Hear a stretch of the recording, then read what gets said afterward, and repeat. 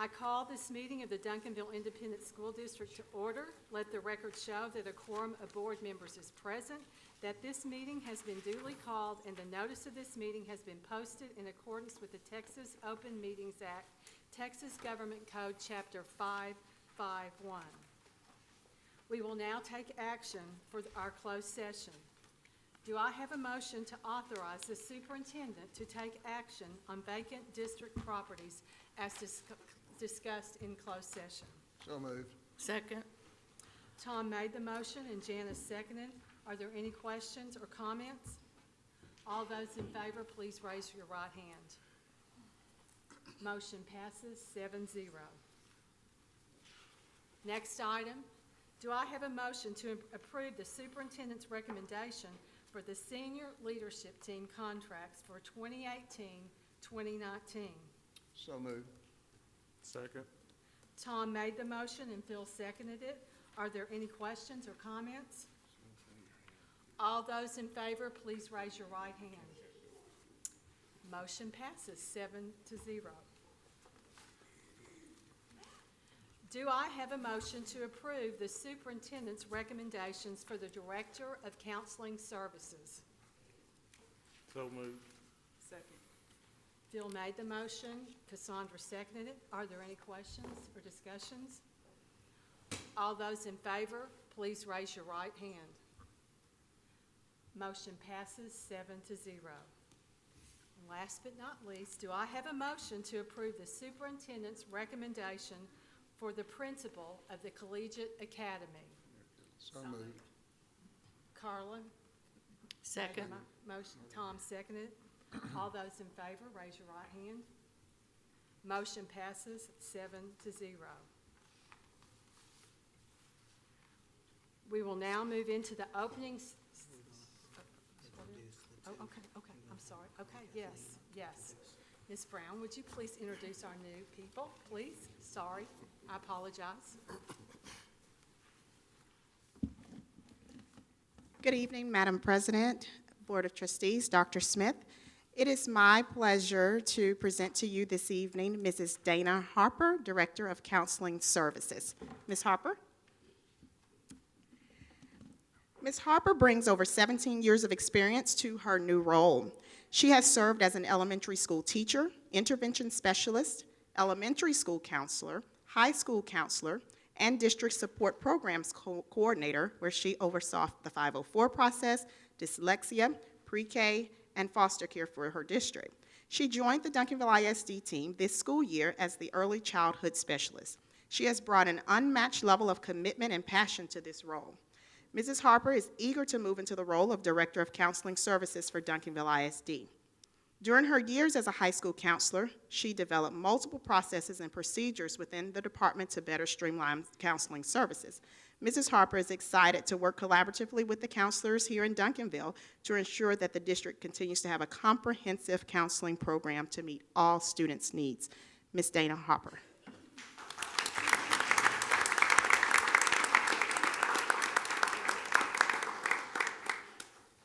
So I'm very excited to serve in this role. I've just came to Duncanville this year and fallen in love with the students and the teachers, and I'm very excited to move into this role as well. So thank you.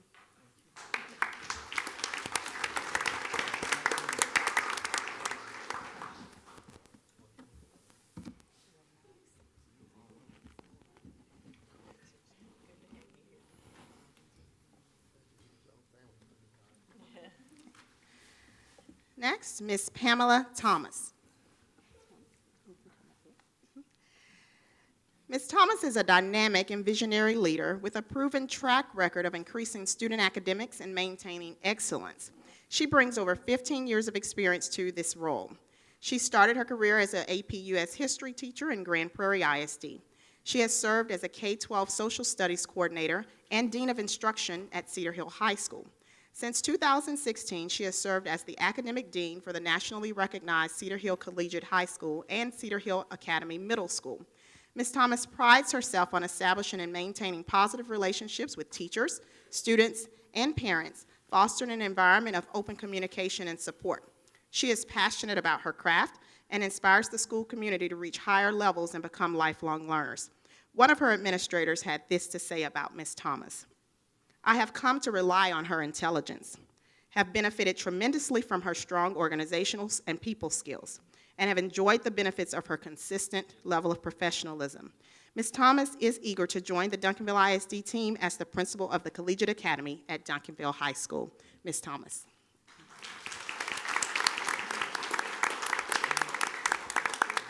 Thank you so much for this wonderful opportunity. I am excited to join the Duncanville team, and I'm excited to lift this work. I am ready to serve the community. Very good.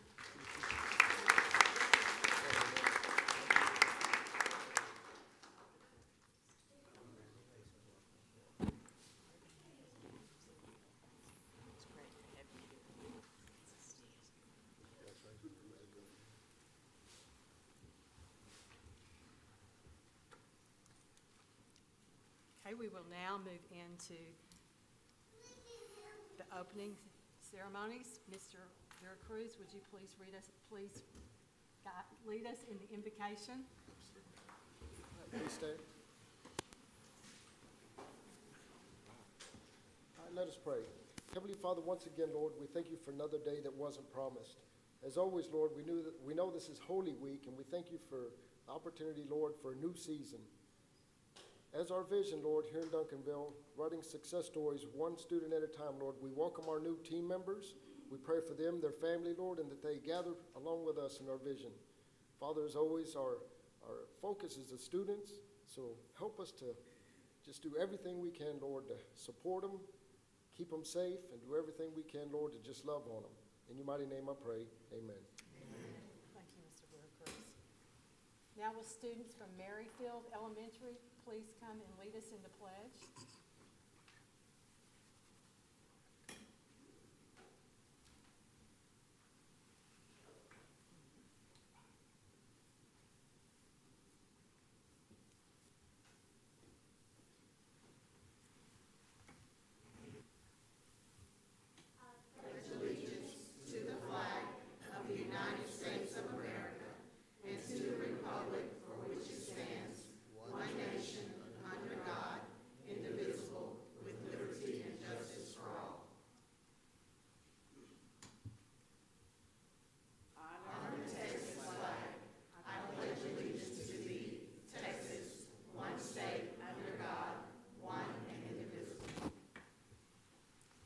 Thank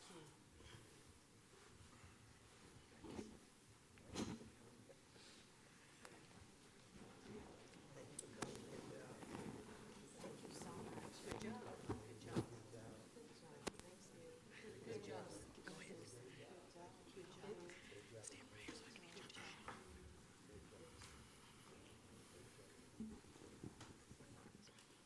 Good evening, Board President McNeely, Dr. Smith, and school board members. I'm Tangi Towles, principal at Maryfield Elementary, and I have the opportunity to introduce this wonderful group of fourth grade scholars from Maryfield. They're part of our student council. So I have Omar, I have Leilani, I have Ruby, and I have Layla here with me this evening. Thank you.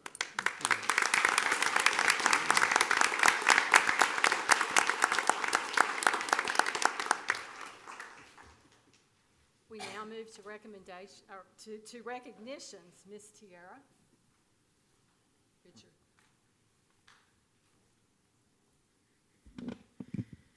Good evening, President McNeely, Board of Trustees, and our Superintendent, Dr. Smith. Thank you. I am here, as always, to recognize our Made with Pride in Duncanville Teacher, Student, and Staff of the Month.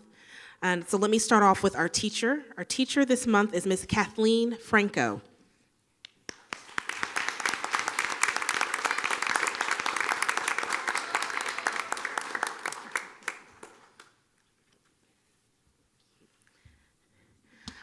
So Ms. Franco, she is a bilingual teacher at Hyman Elementary, and she was nominated by Kate Lageman. Ms. Franco is Hyman's PTA contact and has been very active in helping get it reinvigorated and increase the support we have for our PTA. She's also there side by side working with the new PTA president there. She does that in a way by mentoring the new PTA president and making sure that that president has the support and care that they need to know what it takes to really increase our parental involvement in the school there. This year, the PTA has carried out several new engaging activities with the support of Ms. Franco. They had a pizza day for National Pizza Day. What kid doesn't love that? They had a father-daughter dance. They did some online fundraising campaigns. They also had a mother-son dance. And she's also in charge of rewarding the teachers with a week of meals from some of those fundraisers. One of their biggest fundraisers this year, you'll hear a little bit more about it in the video, the package that we have at the end of the presentation, but they had a dance-a-thon. So I mean, you have kids dancing, there's nothing more adorable than that. And so basically, Ms. Franco, in addition to her teaching and work in the classroom with bilingual students, she's also working hand in hand with our parents, with our PTA, to just grow the program and continue to see that engagement grow with our students. So I'm proud to recognize, as our Made with Pride in Duncanville Teacher of the Month, Ms. Kathleen Franco.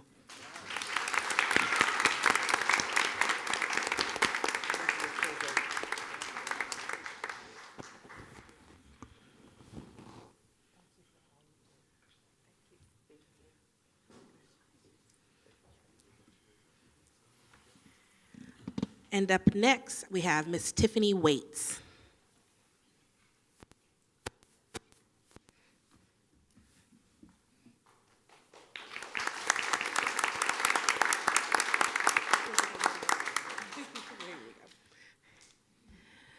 Ms. Waits is our Made with Pride in Duncanville Staff of the Month. She is the nurse aide at Hastings Elementary, and she was nominated by Ms. Rachel Hicks, the AP there. At the start of this year, Ms. Waits went above and beyond, as she does most days, and took a leadership role with the school's health services.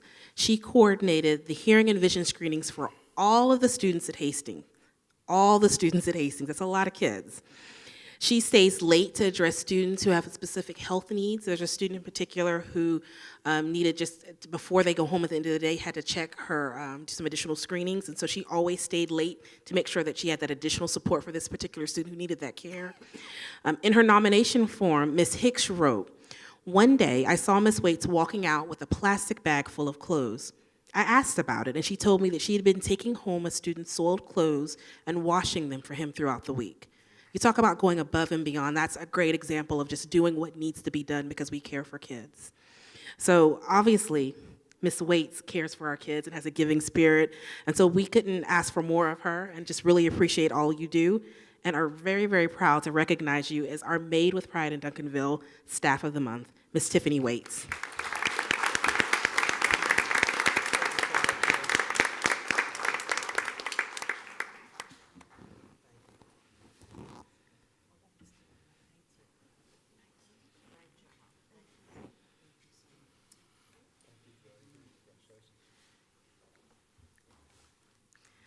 Last but not least, we have our student, Ms. Tristan Taylor.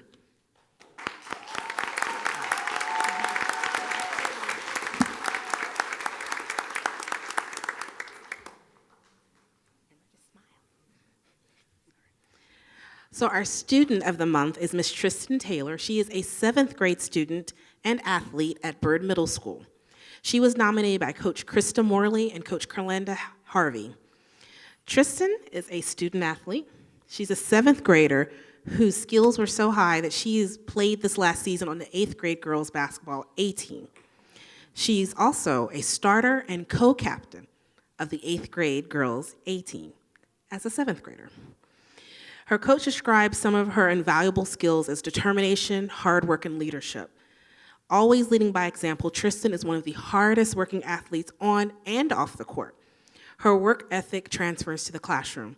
She has maintained her status on the A honor roll, balancing athletics with her pre-AP classes. So our student of the month that we are proud to honor is Ms. Tristan Taylor, Byrd Middle School.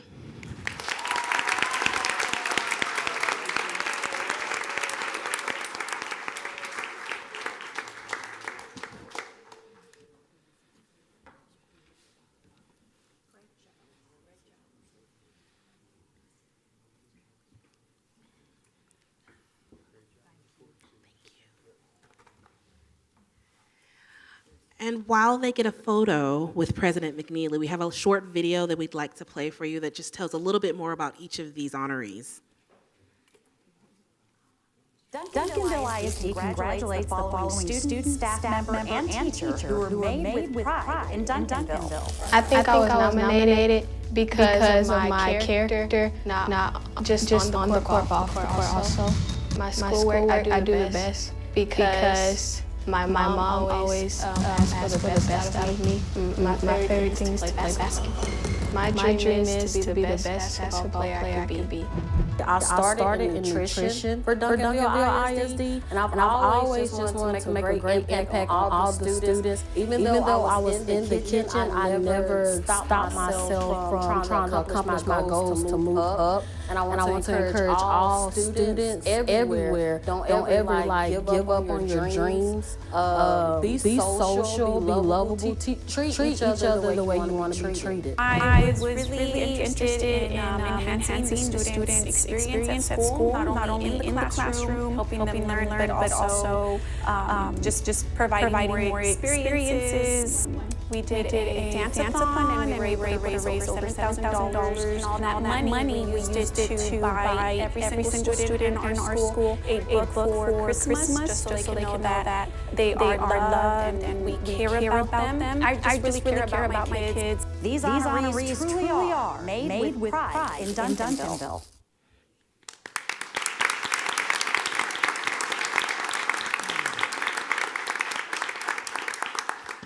And one last thing, I mean, we have a lot of people in the audience. I think that these people who are being recognized, they are here because of people who love and care for them. We have family members, we have administrators, we have coworkers. If you work with any of these Made with Pride honorees or are family members or related to them, would you please stand so we could recognize you too?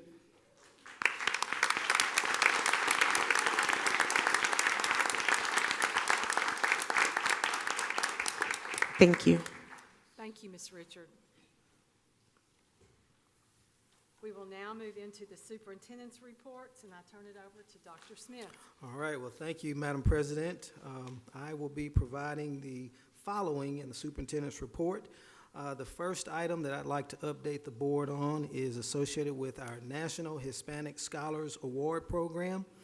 We have 4 Duncanville High School juniors that were invited. I believe that they are here. I want them to stand and be recognized. And then I'm going to tell you a little bit about them. Jacob Hernandez, Gilberto Hernandez.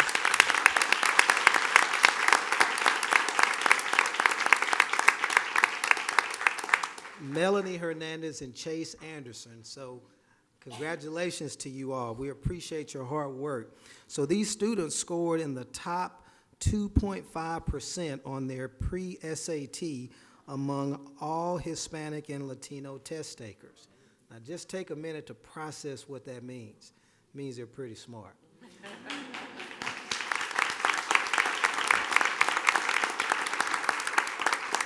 They had to earn a cumulative GPA of 3.5 or higher by the middle of their junior year. And so this is awarded every year to about 5,000 Hispanic and Latino juniors who take the test, and they're recognized. They earn this special recognition. And we are so proud of their efforts and things that they're doing. Colleges use this as an academic honor to identify academically exceptional Hispanic and Latino students. And so actually we are trending up in this particular area. Last year we had 2 students to meet this standard, and now this year we have 4. So we appreciate all that you are doing.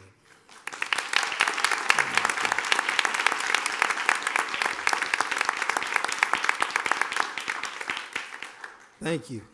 The next item I have, board, is to update you on our Duncanville High School Collegiate Academy. On March 22nd, on last week, we had the parent session for the second cohort of students that will begin the program in 2018. As you can see, we had an absolutely awesome turnout.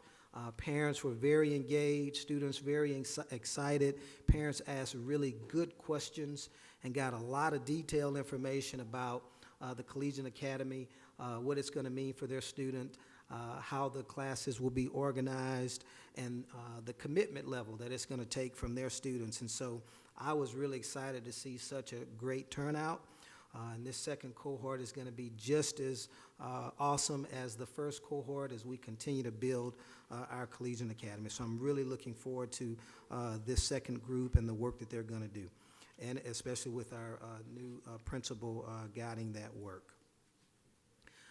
The next item is a STEAM Academy update. We have the online application process that closes, actually closed on March 18th. And so we had 135 students that were accepted into the academy using the lottery system. We had 181 students apply, so there was a lot of interest in our STEAM Academy. And just to give you a sense of where the applications or the students who've applied, where they're coming from, we had 19 of these applicants come from, currently they live in Duncanville ISD, but they don't attend our schools. And we have 46 that are on a waiting list. And so the majority of our applications came from our 3 middle schools, with Daniel leading the way with the most. And we also had program of interest from surrounding districts. And to give you some insight into that, we had Grand Prairie, Village Tech, UME, Prep Duncanville, Life School Cedar Hill, Life School Mountain Creek. We had students apply from Dallas ISD, Red Oak, Marywood, which is a private school, and Momentous Institute. So it just gives you a sense of the response we got from the marketing campaign that we put out there with our STEAM Academy. And so next steps, we're in the process of securing the support staff that's going to be necessary to operate and oversee the program. We also are preparing the learning environment and the space. As a matter of fact, today we were meeting on the furniture to finalize the furniture that's going to be inside the new wing there at Kennemer. You may remember that from the previous bond. And so we're really excited about our STEAM Academy. It's getting a lot of attention out there, and this is just one of many down the line specialized schools and academies that we're going to have in the district. The next item that I wanted to update you on, the safety and security tabletop exercise that took place today, Duncanville High School. Obviously, as you know, there's just been a heightened interest with the obvious things that are going on nationally with safety. And we, of course, have been very proactive in making sure that we're doing everything possible to keep our students safe and our staff safe. Today was one of the next things on our agenda that we wanted to accomplish. And so the Mansfield Police Department led this exercise in collaboration with our campus administration, our safety security department, and of course, again, the Mansfield ISD. And so you see photos there from that event today. It was a great opportunity for the staff to get some insight on safety and security measures and to be able to collaborate and debrief and hear from the experts in the field that are there to keep us safe. And so we have plans to have other types of exercises on other campuses in the district in the future. And so I wanted to update you on the tabletop exercise. And then also, we hadn't had an opportunity to share with you some of the great work and awards that's been going on with our communications team. And I wanted you to know, not only do we recognize them, but they're recognized throughout the state for the quality of work that they have done. You've seen a lot of their work this year. You've seen the brochures and things that we've sent out to the community, and that's just a small sample size of the work that they are doing on a regular basis. And I wanted you to get a sense of some of those awards. So the team won 10 awards at the TSPRA conference. That's their major conference that they have each year. And so our digital specialist, Chris Hill, she's not back there, it looks like this evening, but she's usually back there operating. She had the top award in the state for a flyer that she created in Spanish to advertise the district's pre-kindergarten registration. It received the best of its category honor. And so we're really excited about the work that she did there. Her video and advertising submissions also received a gold and a silver honor. And so we're very pleased with the work that Chris is doing for us. Our Director of External Communications, Lori Barger, she is back there. She received a Gold Award for photography. And so writing and submitting demonstrated media coverage of our district stories that we have been promoting and putting out there. She received a silver designation. And so really proud of the work that she's done. And then communication specialist Brooke Rollinson, she was awarded a gold for her work on the Duncanville ISD's Education Foundation Heart of Duncanville 5K campaign. And so every one of the individuals in that department is really committed to excellence, and they do a really good job. And I wanted to report to you some of the state recognition that our communications team is receiving throughout the state. Last Friday to be exact, we got word that we received the P-TECH grant. And so Dr. Rentz, if you could just stand briefly. Shalante Payne, if you could stand and be recognized for the work. These two young ladies did an outstanding job. They went out, did a lot of research, it's a very tedious process. The application process is very tedious. And so they went out and really did a good job of putting us in a good position to be awarded with this grant. And so P-TECH stands for Pathways Technology Early College High School.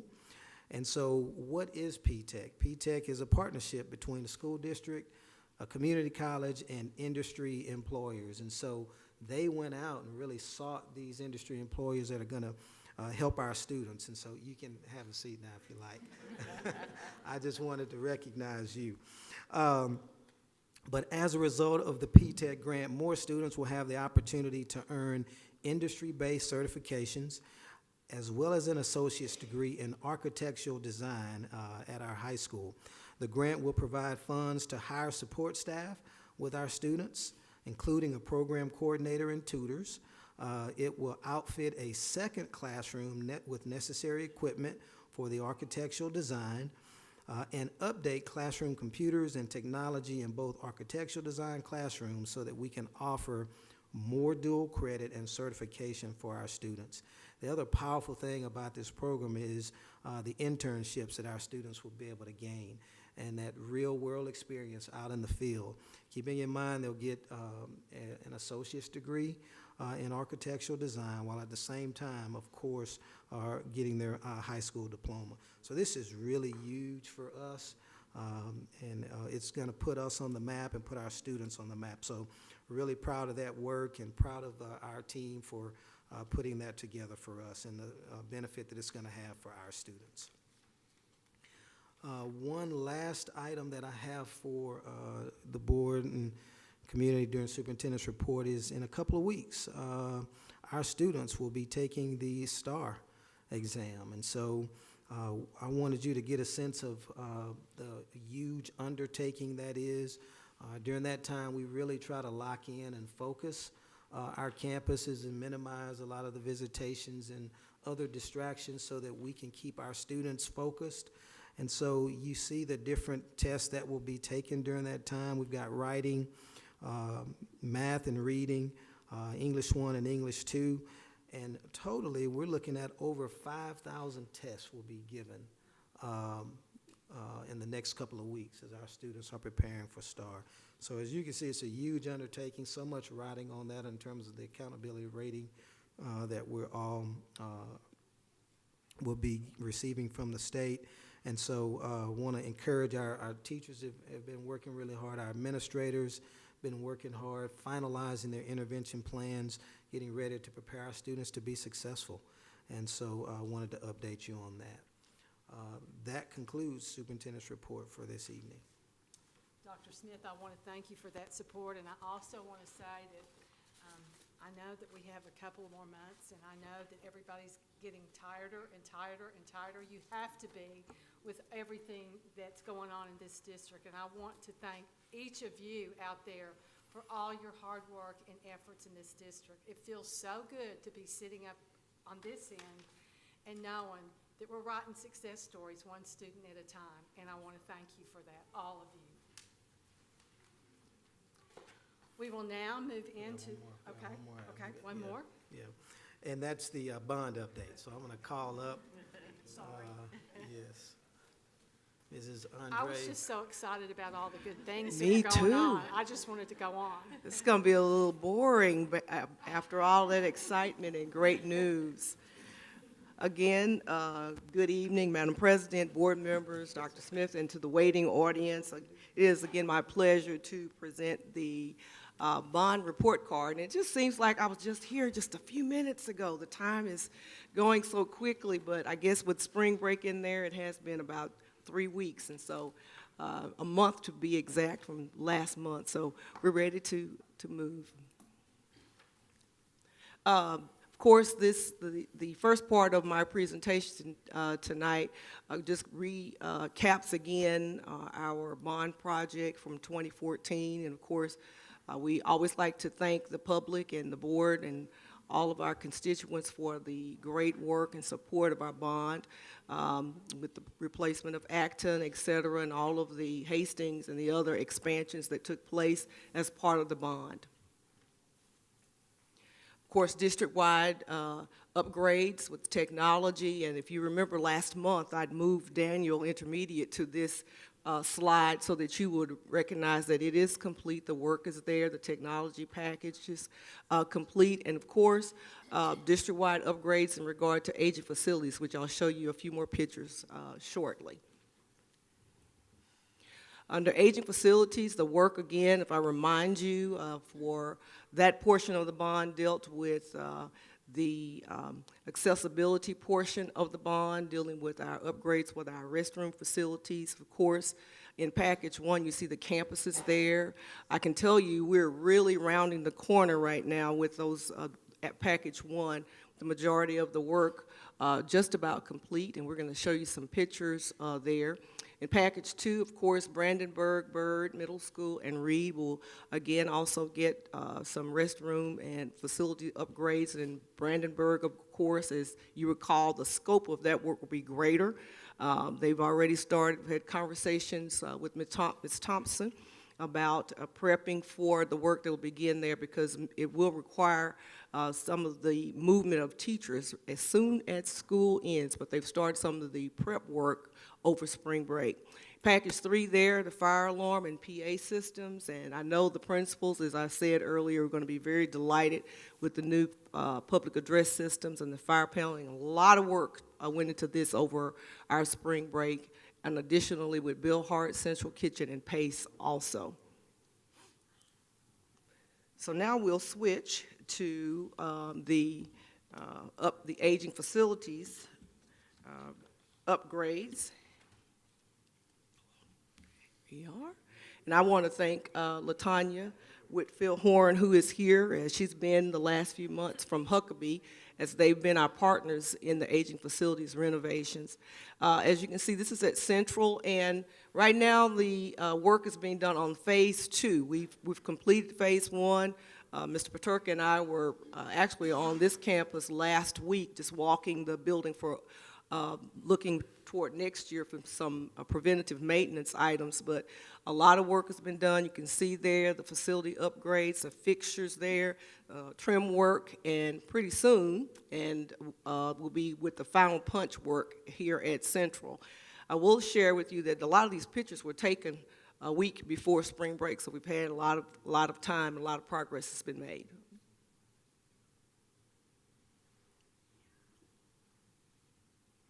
Fair Meadows, same thing. We're on the second section of group restrooms. Same electrical trim is in progress, and you can see a lot of the work there, and we've been very pleased with that. And we've turned one set of restrooms back to the campus, so we didn't have all of them being worked on at the same time.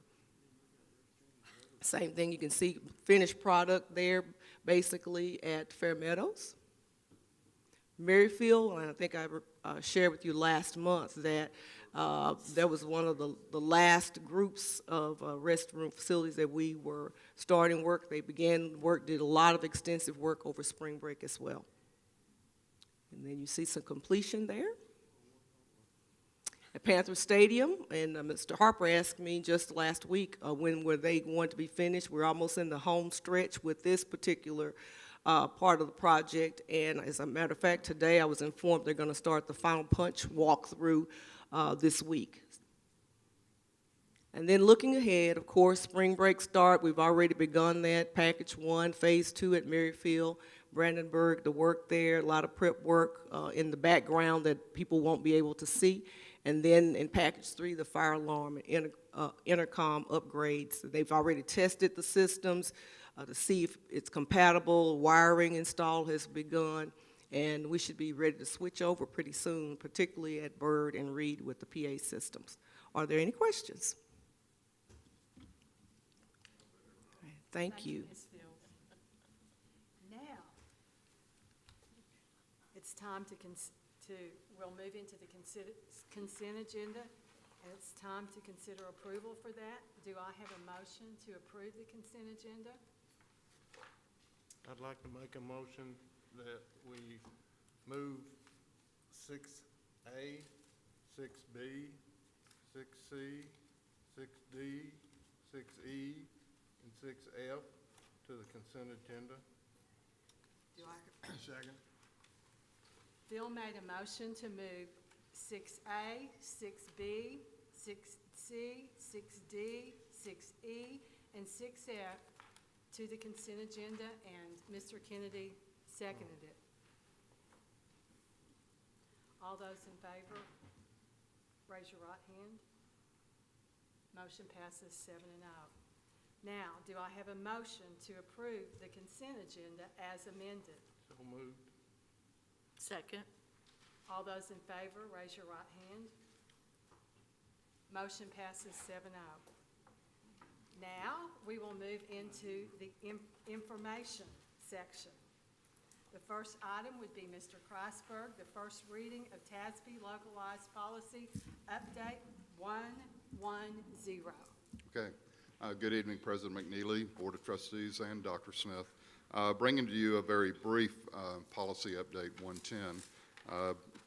The only local policy that is affected is BBB, okay, which is related to the election of board members. And what it does is just give more specific detail as to the various places and what order they are up for election and what years over about the next 12 years. So it's just much more specific. The other updates are legal policies, which are also somewhat related to board of trustee issues, which is just fine-tuning, cleaning up some of the language in legal policy. So this is first reading and just for your review, but would entertain any questions if you may have any. Questions? Okay, Thank you, Mr. Kreisberg. The next item is the repurpose of former Acton Elementary by Ms. Fields.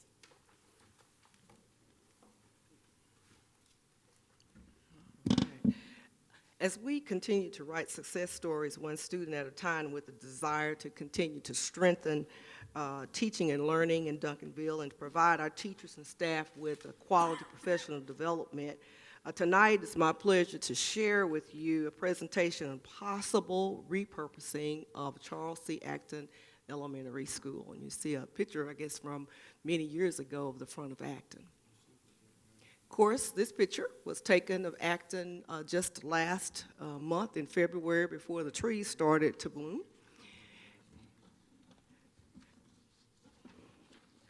Repurposing of Acton Elementary, as with all of our presentations and conversations, we want to make sure that it's supported by our district strategic plan, and I've highlighted for you there strategic goal 1, which is of course focused on student success, and strategic goal 3, focus on operational excellence.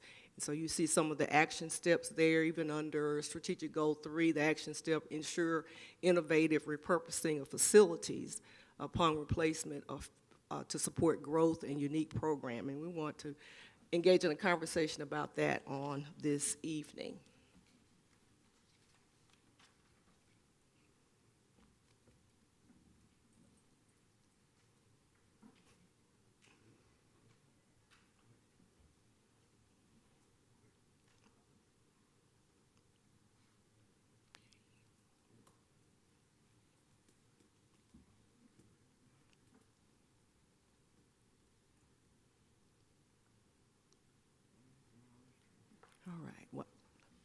I'm going to continue. Hopefully you have there you go, have the PowerPoint in front of you. Just some talking points this evening in our discussion. Of course, the district has begun a feasibility study about repurposing the former Acton Elementary into a possible teaching and learning center. Internally, we've studied availability of space throughout the district to hold professional development and training. Particularly when we have 100+ participants, sometimes it's challenging, of course, using tables and chairs. And so one of the few spaces we have, it's not the only one of the few spaces we have, of course, is this very room, the board room. Additionally, there are some space limitations here at the plaza. There could be a possibility of relocating perhaps the curriculum instruction support staff or perhaps any other staff to make a little bit more room so that we'll have places where folks can really work in a comfortable environment. And we've had some discussions that have been held with members of the senior leadership team and with a couple of architectural firms. We've just kind of been asking what were the possibilities in regard to repurposing former Acton.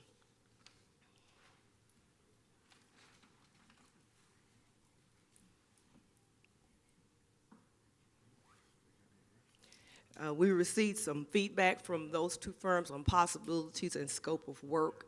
And we've, of course, had many conversations with Dr. Smith about what we could do with the former Acton. As you well know, that facility, of course, is vacant at this time. We've removed all the furnishings. All of that has been removed from the former Acton. But we still have the utilities on. We still have the alarm system. And so we're still having to maintain and monitor that facility. And so even over the break, we had some youngsters who decided they wanted to see if they could get within the inside of the building. So we're still monitoring and caring for the facility, cutting the grass, et cetera. We've had some discussions with Mr. Paterka and the maintenance department, including many of the gentlemen that work as skills craftsmen that are on his staff, about the feasibility of even doing the work in-house. Completion of the work, of course, if we would do that, would take longer, but it would cost less. And I have at the bottom there, a tentative work schedule has been put together by Mr. Paterka and his team, and he is present this evening in case you have any specific questions. What I want to show you next, of course, are just some very rough renderings of possibilities of the space at Acton. And you see, of course, if you see that center, that's where the library sat. It sits in the building. And of course, we have classrooms there, and this is option one. You see the collaboration spaces are spread out where teachers could have maker spaces, staff have some areas for office and small group work, conference work, etc. That's option one. It does not include, even though the kitchen and the cafeteria are there, but no work, all this work is really encompasses within the instructional space. Option two, same thing, a little bit more spread out with our collaboration spaces. Of course, the center there being a maker space, perhaps for media, labs, etc. Of course, we'll still have the reception area, the storage, the office. Indeed, if staff members were able to house there, they'd have places and spaces in which they would be able to work. And then lastly, we see even larger open spaces where we would have the opportunity to have training and development, workshops. It could be open, of course, to anyone within the school district. And so we wanted to bring that to you. We've talked about cost, and when we were visiting with the architectural firm, we got costs starting at the low end of $5 million all the way up to, depending on what we did, up to $11 million. Working with Mr. Paterka and his team and the gentleman and all the people that we would work with, if we did it in-house, we could do it for as low. Right now we have an estimate of $2.4 million. We do know that at the former Acton, there's going to be some abatement work that will need to take place because of the age of the facility. And so we've taken that also into consideration. And so tonight we just wanted to share just kind of a vision of thinking what we could do with that space, as we want to keep it, repurpose a facility that's within our district. It's historic, and so we wanted to share that with you. Do you have any questions or comments? Yes, sir. You said that it would take longer, but you put together a work plan, or? Yes, sir. Okay. I did not. Is that for each one of these options? I'm sorry. Do you have a work plan for each one of these? How long would it take to do each one, option A, or how long would it take to do 2? How long would it take to do 3? The options were presented to us just in rough draft from the architect. We still have not engaged anyone with any plans. And so what Mr. Paterka has done is put a timeline together that takes over a year.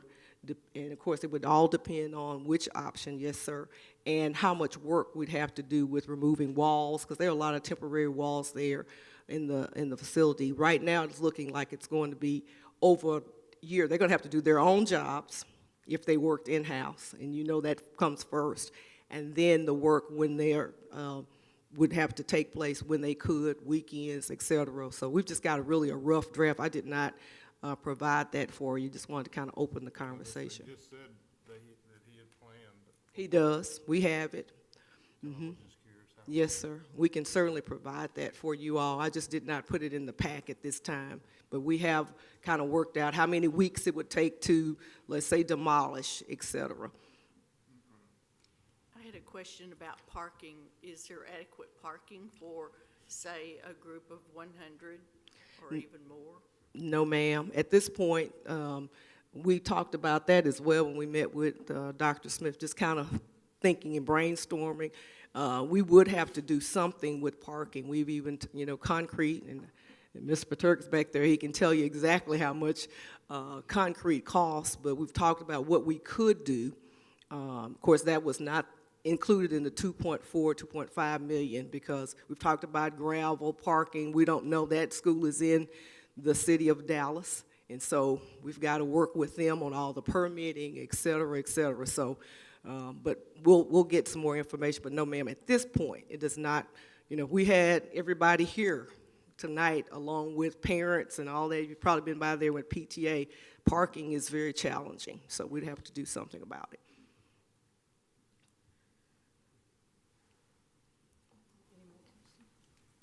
Thank you. Yes, ma'am. The next item is the 2018-2019 budget amendment. Dr. Bigby.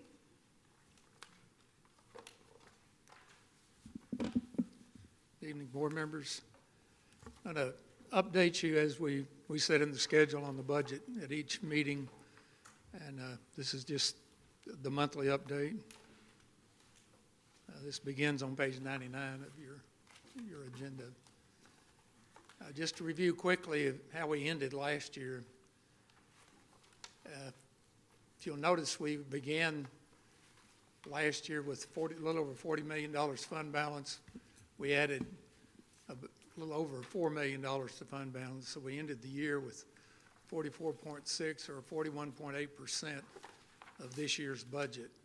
And it works out to about 5.5 months of fund balance, which is very healthy. One thing to remember, since we have a July 1 fiscal year, we have to carry a couple of months before TEA starts recognizing the year. You can see our revenues from last year were about $108 million, and we'd budgeted $106 million for this year. On the debt service side, you can see that we began with $11.4 million in fund balance, added $1.6 million for almost a $13 million or 70% of this year's debt service payment, or 8 months. So that's extremely healthy fund balance in debt service. And you can see the revenues were about $20.7 million, and the payment itself was around $19 million, which is pretty standard. It'll be a little bit higher since we've added the last piece of the bond in this year, but it'll be right just a little more than $19 million a year.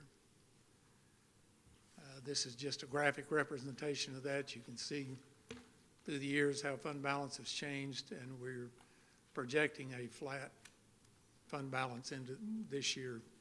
Hopefully, we'll be putting some more into fund balance, but we just projected it flat. Same thing in debt service. You can see it's grown quite handily. Part of this is because the state's contributed some money to debt service. That's starting to wean off, so it won't be quite that healthy going in, but they're still project to have some state money in next year. But once again, we're just projecting a flat fund balance for this year. If you remember this year's compensation plan, you moved the starting teacher pay from $50,000 to $51,000. Current teachers and nurses received a $15,000 pay increase. Others 3% of midpoint, and you increased the employer's health care contribution. Looking forward, and this is, I guess, why they put me at the end, because everything's been so great and cheerful.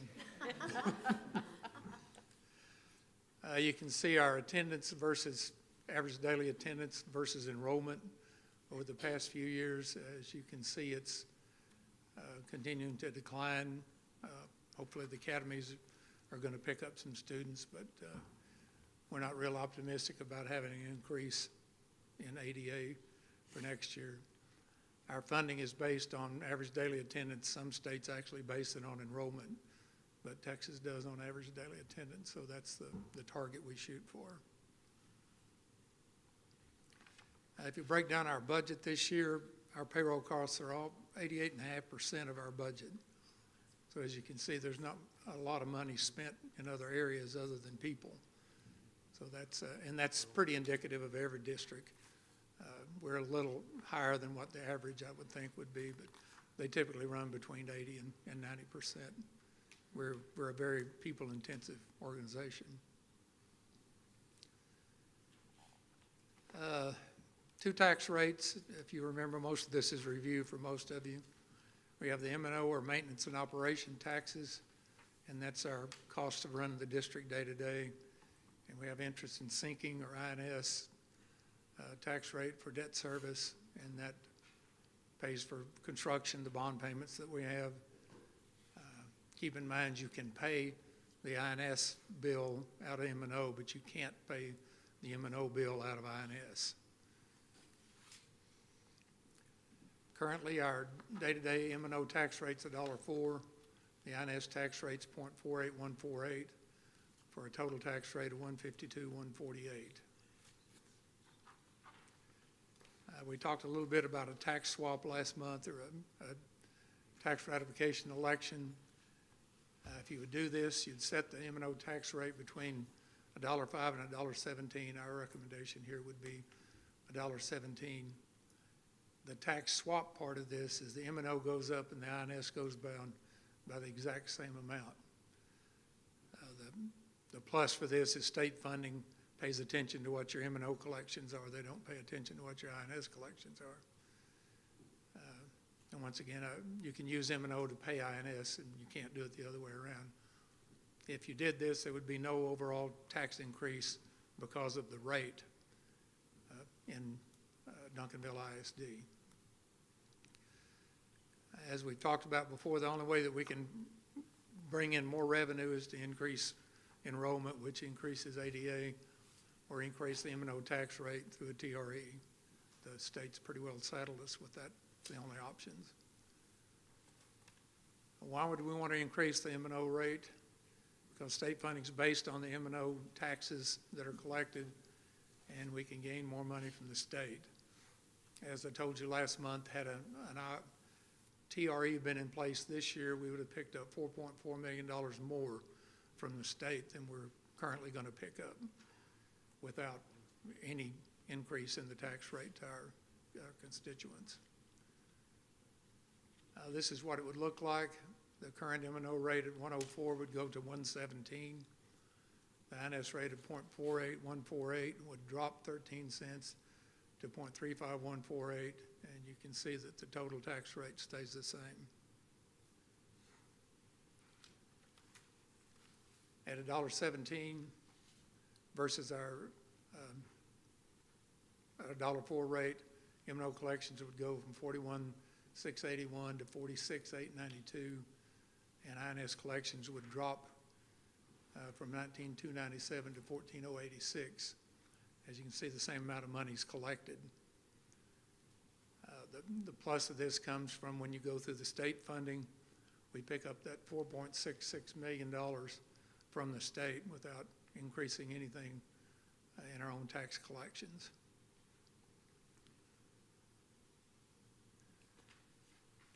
What do we use it for? This is just a very brief list, but it was some stuff that we talked about: enhance the choice programs and academies, remain competitive with compensation, buses, always need buses, budget needs that have been overlooked, and you as a board know that that's taken place. Projected capital needs in the district, as we even talked about some tonight, and ongoing technology updating enhancement, as we've talked about the last couple of months in here. The state, and you know this from going to TASB and other meetings, have mandated a book full of things for us to do and didn't provide funding. This is just a partial list. The special ed cameras we talked about since I've been here, and all this other list of things that have come down from the state and continue to come down from the state with no funding attached to it. Historically, since 2007, when the tax ratification elections began, you can see there's been 661, 511 of those were successful, and that's 77%. These are all tax ratification elections together. For our tax ratification elections that were there to increase the tax rate, they weren't swaps that we're talking about. There's been 148, 122 of those have passed, and only 26 failing, or 82% have passed. The tax swap, where the tax rate remains the same, there's been 108 of those, 103 have passed, 5 had failed for a 95.4% passing rate. We talked about dates. We'll have our estimate of values by April the 30th. You would have to approve the budget and the tax rate during the month of June and set the TRE if you were to do so in September. And the other things are just duties that we have to do to notify of an election. We had each organization in the district and representing each campus turn in wishes, or really what a want list more than a wish list.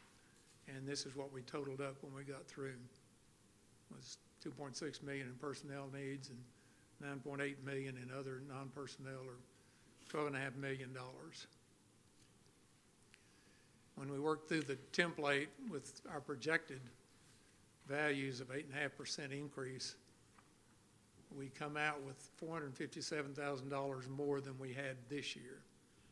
That's total for everything, anything we want to do, then we have less than $500,000 if you run it as we are now. That's using the ADA that we had at the end of the third 6 weeks.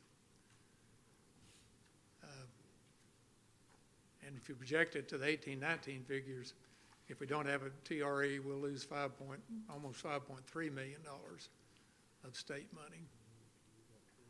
So you can see the difference here. The budget for 18-19 without a TRE, we pick up $457,000 more than we had last year. With the TRE, we pick up $5.7 million more than we had last year, or a difference between those of almost $5.3 million.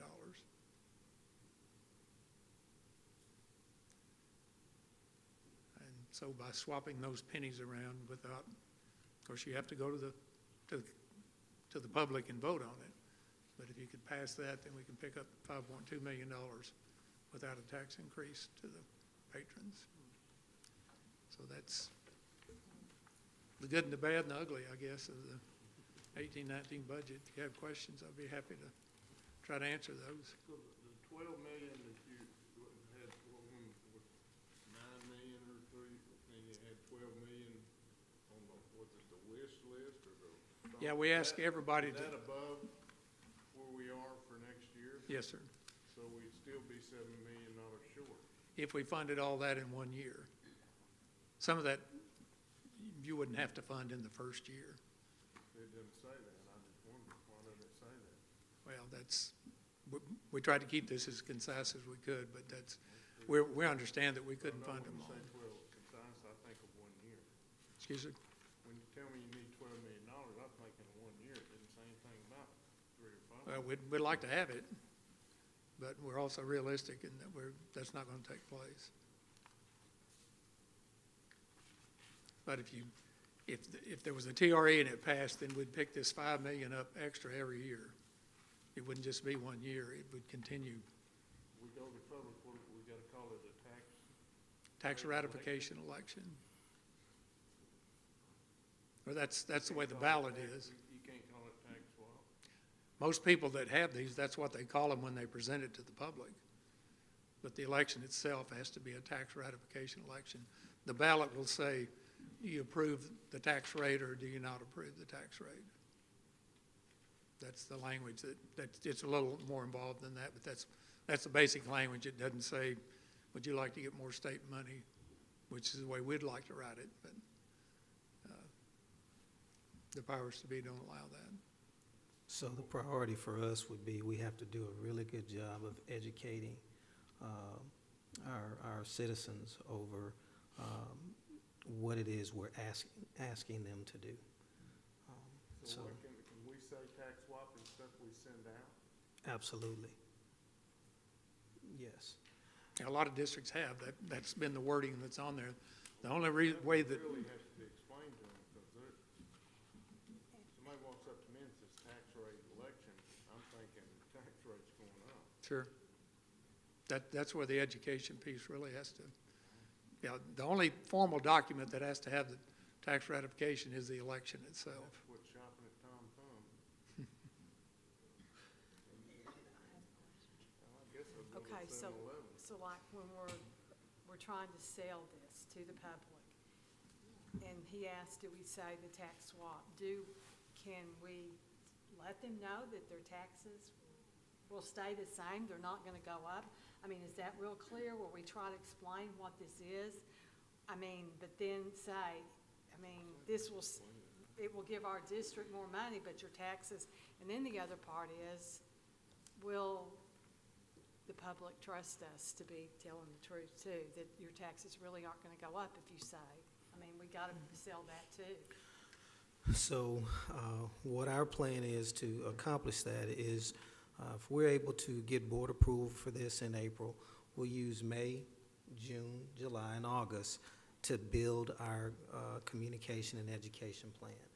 And we'll use all of the strategies that we need to use to explain it to citizens, explain it in a way that they can understand it. Some of the slides that you saw are very user-friendly, reader-friendly, and they really convey the message. Also, what'll be a part of that is our campaign, basically me and other staff members literally going out and speaking to our community, handing them material. I'll have sidebar one-on-one meetings with them, whether that be with the Lions Club, of course with Rotary and any other community service group. Also, there are key stakeholders that I have identified through the previous bond committee that was established, and others that I've just met since I've been here. Plan on having personal one-on-one meetings as many times as necessary to explain, sit side by side, and walk them through the process. So it'll be although it's a pretty aggressive timeline, it'll be a very comprehensive plan to educate the community. We'll have Q&As on our website. We'll have the social media area covered. And so tonight we wanted to get just some feedback from you all to make sure this is something that we could bring formally for you to adopt and give us approval on, and then we'll begin that process of educating. So, okay, what do you estimate that we would have, all the stuff we're gonna give out, the time, everything, to get this passed, what is it gonna cost us? Meaning to operate the election? Well, no, not the election. We're gonna have to The print ancillary something. Publications. We're gonna spend a lot of time with our administrators out in public. That's their time, that's time away from other things.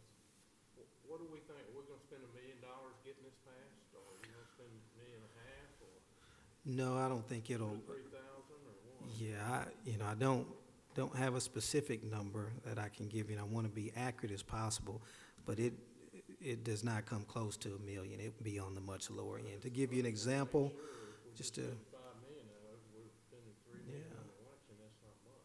yeah, to give you an example, again, just to kind of, so you can process, the flyers, the brochures that we sent out on our opening the door, now that went to thousands of zip codes and addresses, and that was a little over $20,000. So that's just an example of a ballpark, and that was thousands again of addresses and zip codes that went to. So I would expect that it would be somewhere in that neighborhood. That would be a good number to work with. Yes, ma'am. Would the cost of the election itself be about $37,000?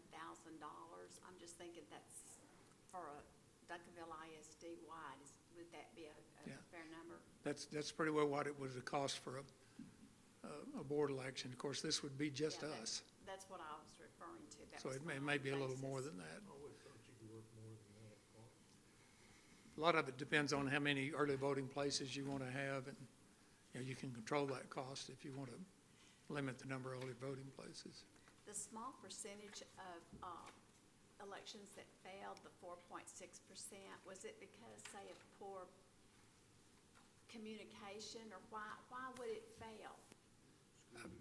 For the life of me, I don't understand why anybody would vote against it except it had the word tax in it. Yes, ma'am. And I'm just gonna say that too, and I know you're gonna go out, I mean, with the Rotary, we Yeah. gotta get the word out to the little elderly people that don't have kids because I do get out and vote and stuff too, to where somebody goes and explains it to some of them, because they will go vote. And They if will. it's a tax, whatever, they're gonna, no, I don't want tax, even Oh, though no. their taxes may not, but Right, they're. even though if they're against all that, They frozen, will, and so we gotta figure out how to get to the little elderly people in my neighborhood, besides me. And we have that's a lot good of them in point. my neighborhood. One of your neighboring districts passed one of these a couple of years ago, so it's Okay. been done in this area. Okay. It was a tax swap, and it passed It's a no- like 8-1. It's a no-brainer. It's a no-brainer, but you gotta get the word out in the right way. Yeah, that's to the, me. that's the thing. The And other there's been some challenge- organized opposition to some of these now. They typically do it when it's not a tax swap, when it's a tax increase. People that don't even live in the same district. I was in McKinney, they came out of the woodwork and none of them were McKinney citizens. But this is a tax swap. It's, all of their arguments are moot when you've said, well, we're not increasing the tax rate. The other challenge, additional challenges that are worthy to think about is basically the new normal that we have as it relates to the funding system at the state level. It is extremely difficult for school districts now to generate revenue. The only way that we can generate more revenue is through more students. And although we are getting more students, we're not getting more students at the rate that it would really impact our revenue stream in a positive way. And so with the current leadership at the state level in government, there is not a lot of hope that we're going to get additional dollars. And so in order for us to maintain the quality of programs that we all want to have, to build our academies, prepare our students to be the best that they can be, we have to be creative and think of different ways to stay ahead of the curve. And so this is one option. I don't anticipate any additional revenue or favors coming from the state level. And so if you saw if you reflect back to the one slide where if we did nothing, we're looking at having just a little under $500,000 to do anything in addition to just the main operating budget that we need. So, it's good news that we have a healthy fund balance. It's good news that, you know, we're in the position that we're in, but we have to think 2-3 years down the line. And so this tax swap is one of the ways that we hope to be able to continue meeting the needs of the district. Anything else? I know, yes, ma'am. So is that 5 million more every year? Or Yes, just ma'am. this one big shot? Well, it'll, actually, if values continue to go up, that'll go up. Because the INS bill's gonna pretty well remain constant. How often So- can you do these elections? You just do one. You just do one forever? If you pass it, and then if you want to change it, you have to have another one. In 3 years, we could look at it and we could be up 15 million. If you didn't spend any of it. No, it's gonna be just 5 million more. It'll probably edge up a couple $100,000 a year, depending on what your property values do. Because you'll be taking less money out of M&O to pay the INS because those pennies are gonna raise more money. I know it's almost an abstract concept that, and we deal with it every day, so we have to stop and think about it sometimes. It'll be on the STAR test. Well, the kids will probably do well with it. You know, it's us adults with cloudy, we have so much experience that, One time shot of $5 million more. no, it's every year. Every year it's a 5, okay. It'll vary a little bit, hopefully go up as your values go up, but, yeah, it's from now on, unless you so choose to lower that tax rate, and if you do, then you have to have another election to bring it back down. Of course, you can always lower the INS rate, Swap it back, we'd have to have another election. but instead of doing that, if you were gonna lower it, you just drop your INS tax rate, and the overall tax rate goes down, and then you pay more of it out of M&O, rather than go through the election process again, which is kind of silly. It's been that way since the inception. You kept waiting for them to change it, that surely you could lower your tax rate, but they haven't changed it yet. I have a question. Based on the information that you provided, it does look like there are no negatives. Are there any negatives to this tax ratification? The only thing I can think of, and my daughter's the staff attorney at Keller, they're doing the same thing, so we've done a lot of talking back and forth, is the word tax. That's the only negative I see, is that when most of us see tax, we want to run the other way. So with the education process has to be up there that says this is not a tax increase. And then everybody's taxes are going up because the values are going up, but it won't be an increase because of the tax rate. Okay, I want to make sure that I understand it. There may be some, I've not done with the district for just a pure tax swap, but we didn't find any downside of even increasing the tax rate other than people were having to pay more taxes, and nobody wants to do that. Okay, so one time, the district can receive money every year. Are the citizens ever affected? No, tax rate will Never. never go up unless you choose some reason to raise the INS rate, which you would have the ability to do. Okay. But hopefully that would actually go down. You would choose to bring it down as your values grow. You could bring it down and still generate that much revenue. Thank you. A citizen's tax bill could go up, but it would only be because of the city taxes. Well, the city can raise theirs, or the county can raise theirs, but, or the value of the home, they're projecting another 8.5% increase. And that's where a lot of citizens say, well, you raised my taxes, where Schools, yeah, there's school Well, taxes. we didn't, the value of their home went up, so. Of course, theoretically, that offsets, but not when you have to pull it out of your pocket. It doesn't offset with the value of your home going up unless you're gonna sell it. It's money and kids, and we deal with both of them in this business, so those are the most controversial things out there. Any more questions? We'll keep refining that, and Melissa did a great job of taking my long-winded words and turning them into pictures. I made an F in creativity, so that's why I just do numbers. You can draw a straight line with a spreadsheet. So, thank you. Okay, Dr. Bibby, stay up here, and you need to talk to us about strategic goal number 5. I promise this will be shorter.